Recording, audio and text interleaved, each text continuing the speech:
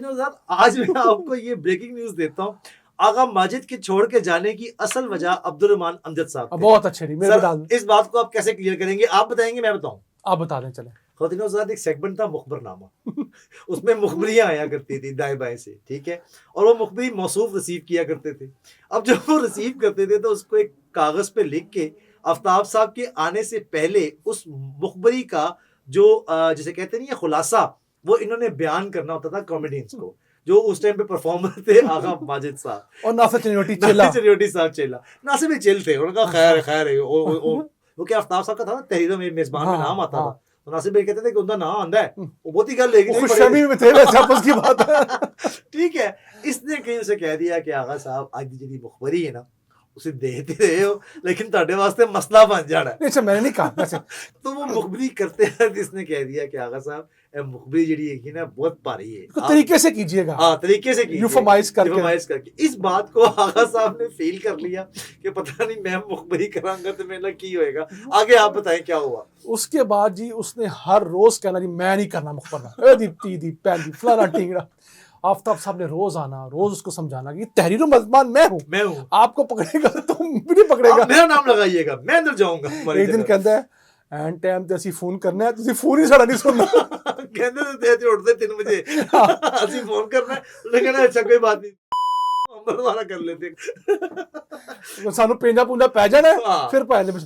तो वो हमारा बहुत शानदार सेगमेंट, मैं उसको खुद एंजॉय इसलिए करता, वो किल हो गया है ना? किल हो गया। उसकी वजह ये नहीं थी कि मुखबरी बहुत जानदार थी, नहीं, उसमें से बहुत सारी मुखबरियां गलत भी साबित हो गई, ऐसे ही। लेकिन था क्या वो जो कॉम्बो बन गया था ना। सर आप उसको अपनी बाउंस कहें, आप उसको प्लीज यू नो तहरीरी लिहाज से मुखबरियां बाउंस भी हुई हैं बहुत ज्यादा। बाउंस भी हुई, अब उन पे इम्प्लीमेंटेशन नहीं हुई कि नैब ये करने जा रही है, वो सिर्फ फ्लेयर था।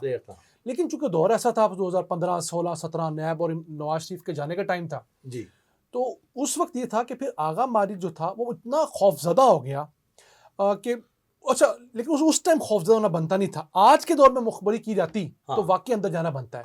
उस जमाने में नवाज शरीफ खुद प्राइम मिनिस्टर थे, उनका बड़ा दिल था और हमने कई ऐसी मुखबरियां की हैं लिटरली कि हमारे शो के दरमियान में नवाज शरीफ के ऑफिस से फोन आया कि हमने इस पे एक्शन ले लिया है। जी ऐसे ही। और एक ऐसी मुखबरी थी जिसके अंदर हमजा शहबाज इन्वॉल्व थे।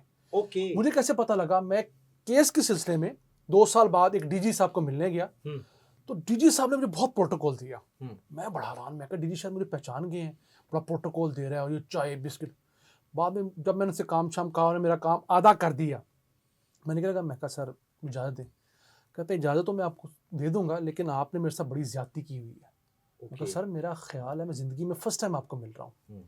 मुझे कहते हैं मुझे आप फर्स्ट टाइम मिल रहे हैं, लेकिन मैं आपको बड़ा पुराना मिला हुआ हूँ। वाया खबरदार। कहते हैं आपने वो एक वीट स्कैंडल वाली मुखबरी की थी, या जिसमें वो हमजा शहबाज इन्वॉल्व था मुबैना तौर पे। मैं कहा हाँ जी। तो वो जो इंडिया ने गिफ्ट किया था आटा और गंदम अफगानिस्तान को, तो कहते हैं उस वक्त मैं प्राइम मिनिस्टर ऑफिस में उस डिपार्टमेंट का हेड था। तो उन्होंने अपने भतीजे ने कुछ नहीं किया, उन्होंने मैंने मुअत्तल करता थी।